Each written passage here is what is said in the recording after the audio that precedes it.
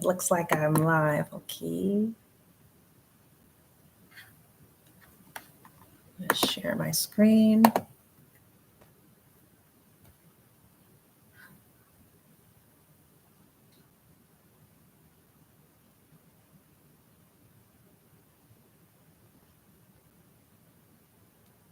It says that I'm live.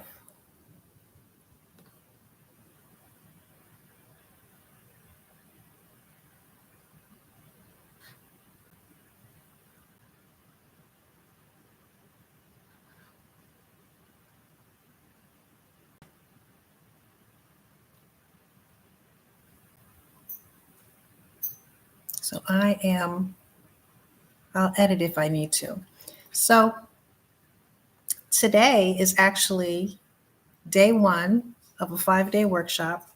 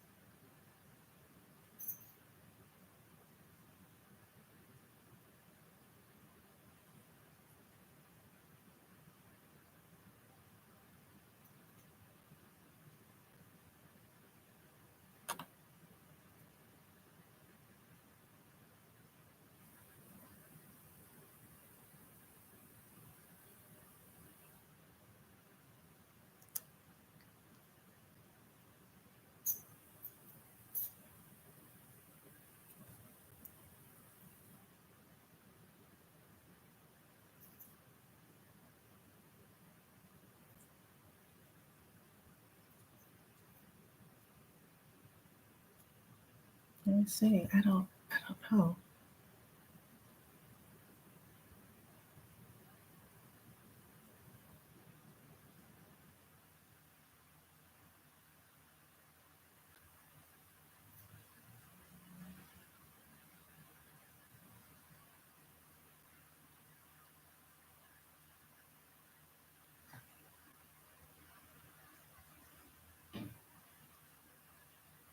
Okay, it is live. It is live. Okay. So what I'm going to be discussing right now is my 5-day workshop that is focused on what it is that you deserve, believe you deserve. Today is day 1 that was broadcasted on Zoom. In the description box, you will find a link where you can simply copy and paste it into your browser to get your free ticket. So the purpose of this workshop is to really focus in, especially in these days and times when we're observing so many things happening with the government, so many things happening in private industry, where people are experiencing different changes with their finances. It may be kind of harsh to hear, but the experiences that we're having with our lives is going to be based on what it is that we believe we deserve. What it is we believe we deserve. So that can be what we believe we deserve as far as our treatment from other people and money. So that's going to be the focus of this workshop is love and money, our ability to receive and hold the energetics of love and money. Now, who am I to be able to lead you in this exploration and healing, as it were? I too am a person who has been on a path of seeking seeking knowledge of self, knowledge of how the world works, and knowledge of my place in it. I always knew that I wanted to be in a so-called helping field, and that is why I went into education and I went into healthcare. What I began to see in these realms is that what I most enjoyed about working with people was that human connection. And what I understand today is that human connection and that teaching that I do love to do can really be found anywhere. That is what drew me to the healing arts. So I went from a person who was, very regimented and textbook oriented, fact oriented, into the woo, as it were, so that I can begin to work on things that are gentler and easier to help me improve the quality of my life and improve the quality of lives of others. And when I say the healing arts, these are going to be things that you yourself are probably already familiar with. One of the first things that I did learn about was EFT, or emotional freedoms technique. And that is where we're tapping on different parts of the body, tapping on our energy meridians to release those blockages so that the energy can begin to flow freely. And most noticeably will be improvements in different aspects of pain or stiffness in the body, but also the EFT, or the tapping, does work to help us with our patterns of thought and the way that our energy or emotions, energy and motion, the emotions are showing up in our experience. I studied meditation, how to guide people through a variety of meditations, and that too is working on the more subtle energetic level. And with meditation, you can find that you will experience, sometimes you can do meditation for the experience of relief of physical pains, emotional pains, but it's all about working with that energy and releasing the things that are blocking us from having that energy flowing freely and having us to live at our highest possible frequencies.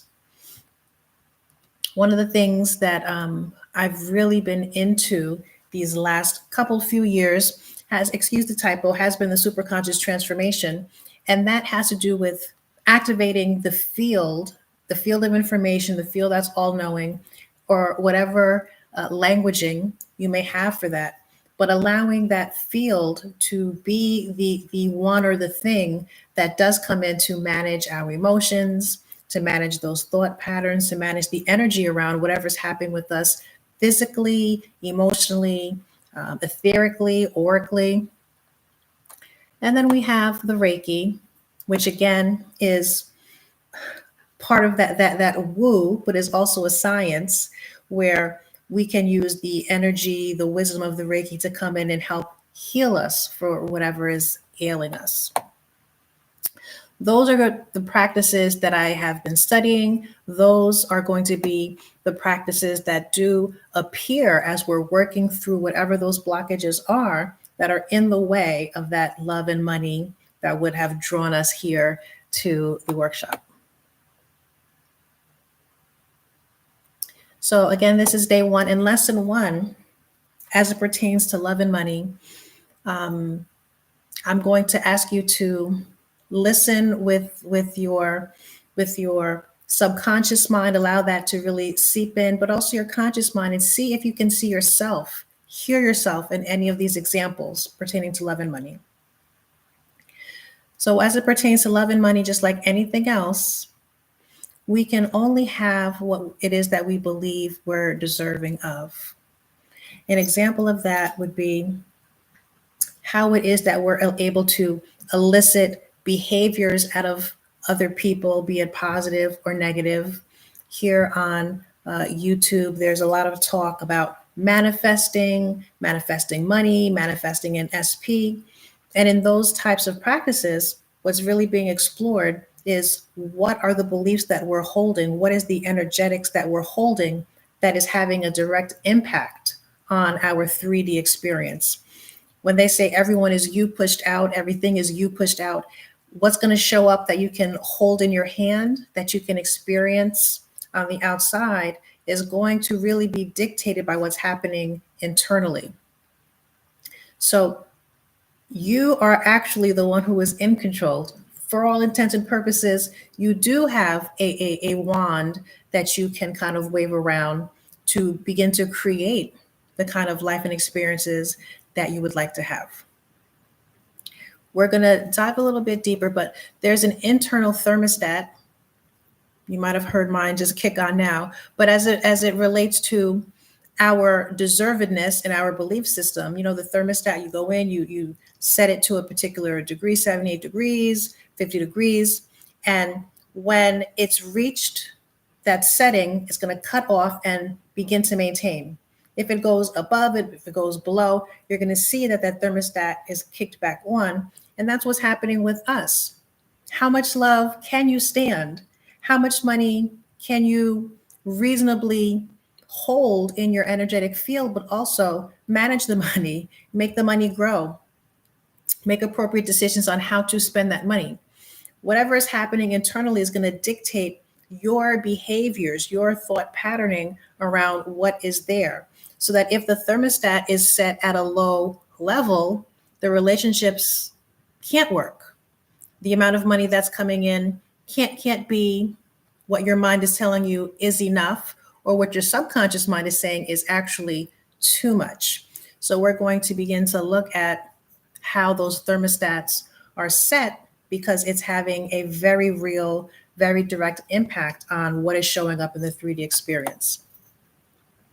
In the workshop remaining days, we're going to be looking at where the beliefs came from. What are the origins of these beliefs? Well, what happened in earlier life, in childhood, that may have given you the idea that those amazing, loving relationships are for other people. There's something about you that makes it so it's not for you, it's not available to you. Or our kind of people are not meant to experience certain things as it pertains to money. We're going to look at where those beliefs actually began. What are the roots, so that we can pull those roots out and again begin to have a different experience. So when I say, what do you believe you deserve? If you're a person who's saying, I want fill in the blank type of relationships, be it romantic or platonic, or this is the kind of money that I want to see coming in every month or every year, signs that you really don't believe that you deserve it would include you've never been able to obtain that money goal. You've never been able to obtain or maintain that relationship.